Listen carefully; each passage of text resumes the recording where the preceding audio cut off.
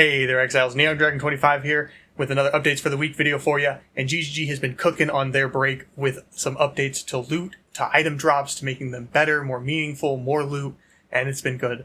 I've been excited playing the game. I've been getting a lot better drops, a lot better loot, and it's been awesome. I've really been feeling the effects of this change, so I'm excited to get into the patch notes and share them with you.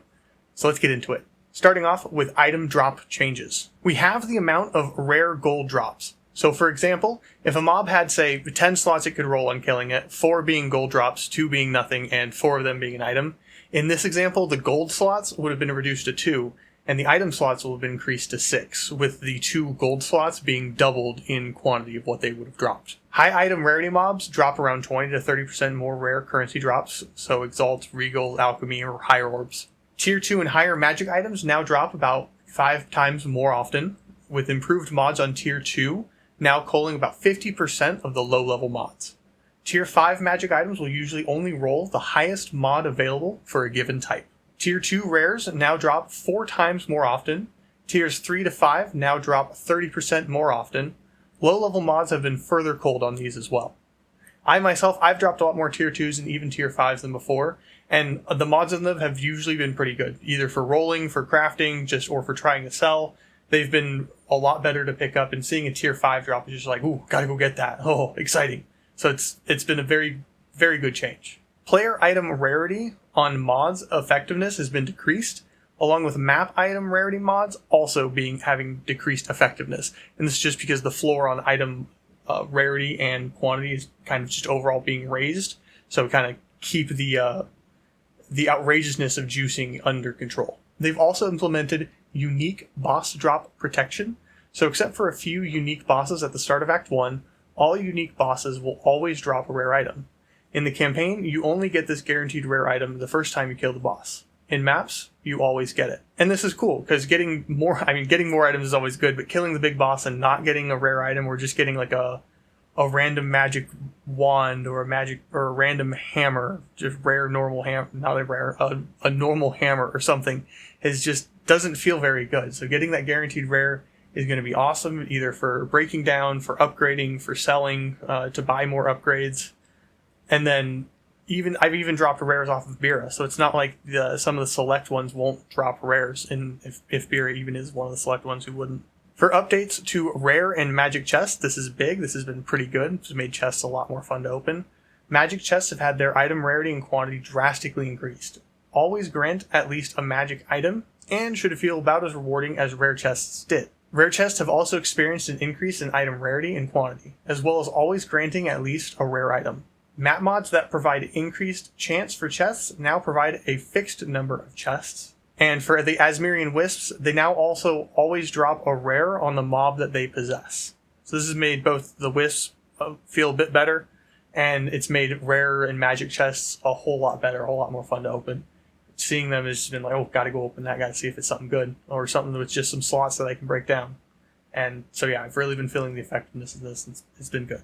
For changes and updates to strongboxes have been reworked to be the equivalent to a new balanced rare chest in campaign, with plus 50% item rarity and quantity in cruel difficulty, and a plus 100% item rarity and quantity more in endgame. Researcher strongboxes will now have a much higher chance to drop a rare currency instead of magic currency, as well as reducing the variance in items a strongbox will drop. Strongboxes also received the same nerf to item quantity and rarity mods as maps, and for the same reasons. Again, the floor is raising up, so we kind of got to keep the uber juice under control from getting too out of control.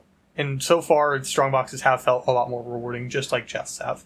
For Trial of the Sekhmas, regular bronze chests received the new rare chest campaign treatment, including the rare item, so we'll always drop that. Arcanist chests, the currency one, royal chests, the jewels one, as well as silver key rooms and gold key rooms are more common, as well as Arcanist chests receiving the Researcher Strongbox treatment. So this has made the chests, it's going to make the chests feel a lot better to open, a lot better to engage with.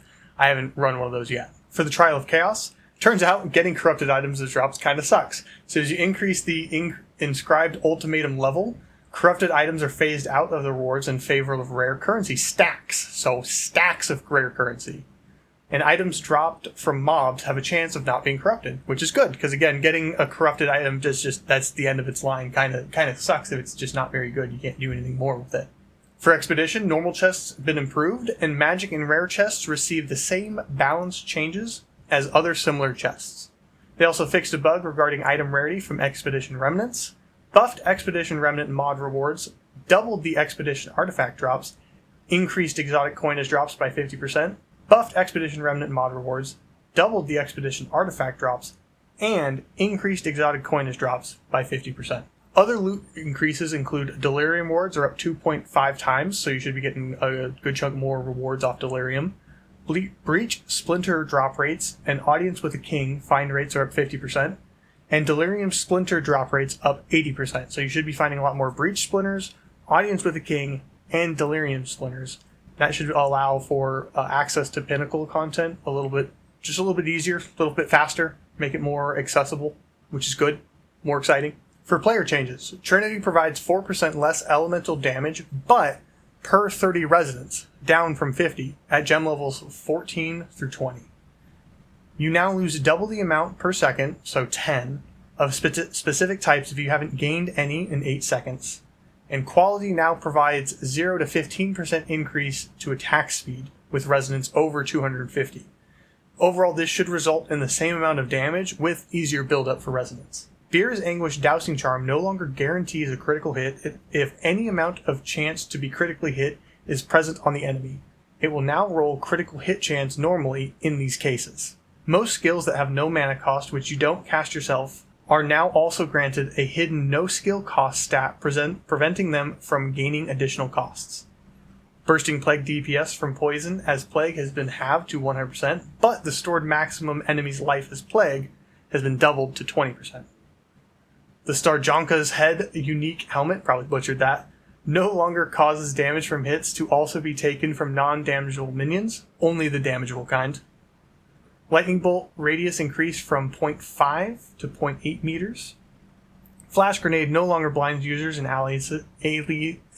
Honestly, it was dumb to have that in the first place. It was just not good. Powder Shout's triggered explosion now counts as a Warcry skill.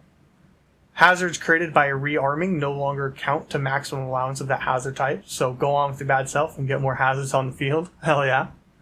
Scepters, Wands, and Staves can now roll with an additional rune socket when corrupting. Reduced number of mobs in Trial of Chaos below level 65. There's been other various monster adjustments overall, slightly nerfing them or making them more playable or to play against. And then temporarily disabled the Val Enforcer monster. Improved the visibility of connections between maps on the Atlas. Added a world map icon for the Titan's Fall in the Titan's Grotto. Added checkpoints to the Twisted Domain, along with various other bug fixes. And that's it for the video, Exiles. Let me know in the comments below how loot has been feeling for you, or your best drops so far, or overall just what you think of the patch and how it's been, especially with the updates. Please leave a like and subscribe and get engaged with the algorithm. Check me out on Twitch, twitch.tv/NeonDragon25. And remember, Exiles, to keep being awesome, and don't let anyone tell you otherwise. Bye!